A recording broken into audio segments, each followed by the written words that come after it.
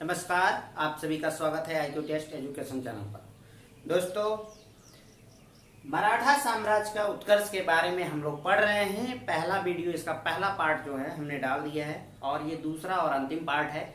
एक पार्ट और बन सकता है, लेकिन अगर वो आप लोगों की जरूरत के अनुसार है, अगर आप लोगों की जरूरत होगी तभी बनाएंगे। जैसे शिवाजी को ही मैं पढ़ा रहा हूँ, शिवाजी के बाद जो उनके उत्तराधिकारी हुए वो क्या किए, क्या नहीं किए, कैसे शासन किए, अगर उसके बारे में आपको जानकारी चाहिए तो आपको कमेंट करना होगा कि हाँ मुझे चाहिए। अगर ज्यादा लोग करेंगे तो मैं उस पार्ट को भी बना दूंगा, अन्यथा मैं अब इसके बाद मॉडर्न हिस्ट्री पढ़ाऊंगा।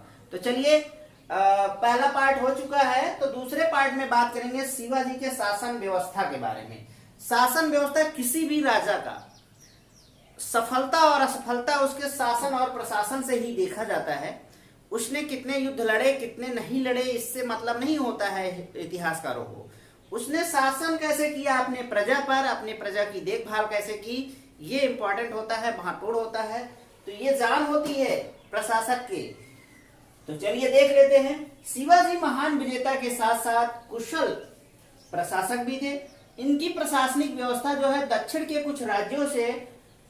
दक्षिण के राज्यों से तथा मुगल प्रशासन से काफी मिलती जुलती थी। क्योंकि शिवाजी औरंगजेब के समकालीन भी थे।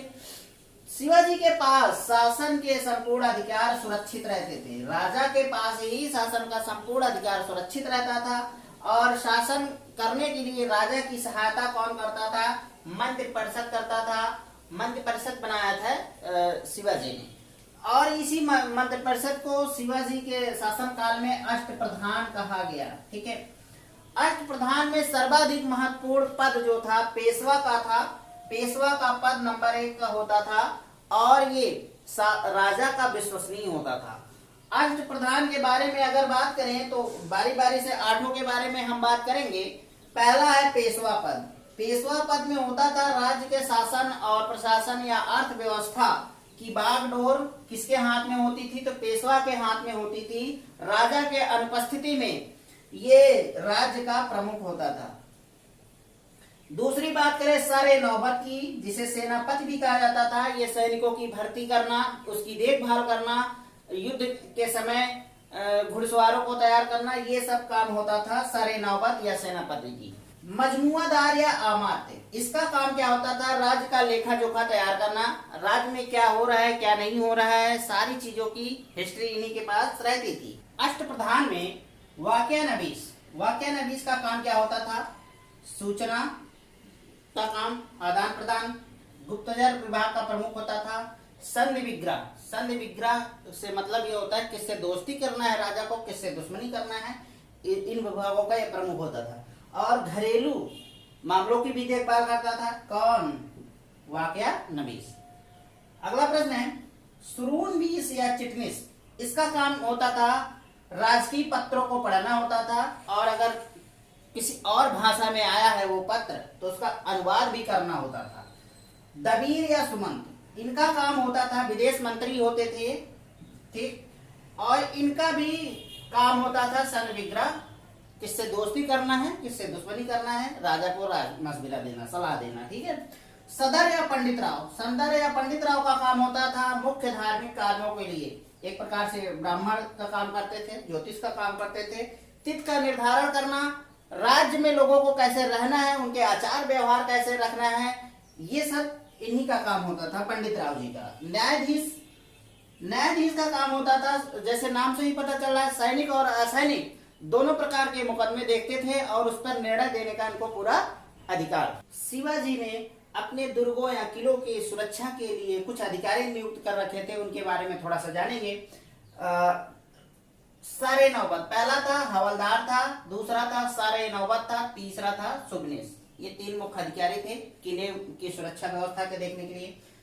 और बात करें हवलदार की, तो ये क्या करता था? किले की आंतरिक सुरक्षा को देखता था, किले के अंदर, क्योंकि किला जो है बहुत छोटा नहीं होता था जैसे आज के टाइम में हम लोगों का घर होता है, एक विषय 2 विषय में। इनका किला जो है किलोमीटरों में होता था। अगर आज के टाइम में पैदल चलना चाहे तो बड़ा मुश्किल है, एक टाइम में देख पाना मुश्किल है एक दिन में, तो इतने बड़े होते थे इनके किले।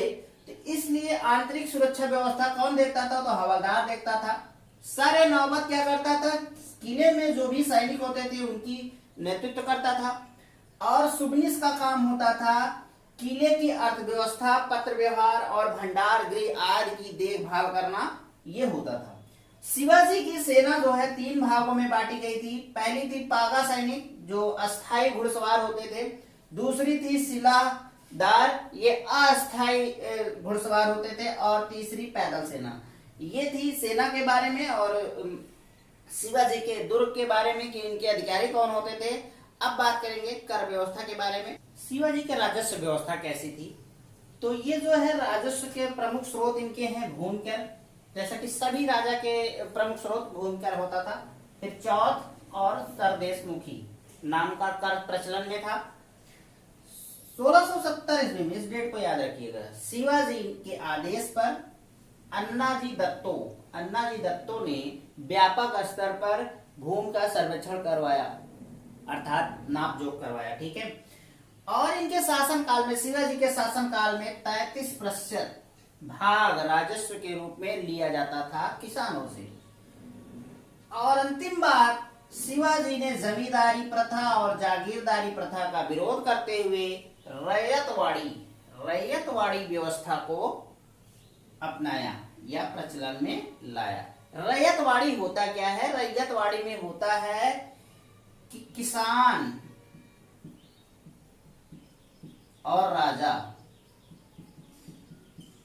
का डायरेक्ट संबंध होता था राजस्व के लिए, ना कि कोई बीच में थर्ड पर्सन को नहीं यूज किया जाता था। जैसे जमींदारी या जागीरदारी में होता था कि राजा से कोई मतलब नहीं होता था। जमींदार जागीरदार चाहे जितना वसूल ले किसानों से, उनका खून पी ले, राजा से कोई मतलब नहीं है। और ये लोग राजा को ले जाकर दे देते थे अपना जो कुछ भी, कुछ तो ज्यादा अपने पास रखते थे, कुछ राजा को दे देते थे। लेकिन ये कमी को दूर किया, रैयतवाड़ी व्यवस्था में किसान से डायरेक्ट संपर्क करते थे शिवाजी। ठीक, आपको अब समझ में आ गया होगा कि रैयतवाड़ी है क्या। इस तरीके से मराठा काल समाप्त होता है, शिवाजी का टाइम समाप्त होता है। और आशा करते हैं कि आपको वीडियो पसंद आया होगा। अगर पसंद आया तो चैनल को सब्सक्राइब जरूर करिएगा और शेयर भी कर दीजिएगा। अब इसके बाद आपके प्रैक्टिस का टाइम आ गया है कि कोई चीज पढ़े हैं तो कितना दिमाग में गया है ये भी जानना जरूरी है। कुछ क्वेश्चन है आपके सामने, चलिए उसको देख लीजिए। तो ये 10 प्रश्न आपके सामने हैं। पहला प्रश्न है, शिवाजी के आध्यात्मिक गुरु कौन थे? शिवाजी के माता का नाम क्या था? शिवाजी ने सिंहगढ़ किला कब जीता?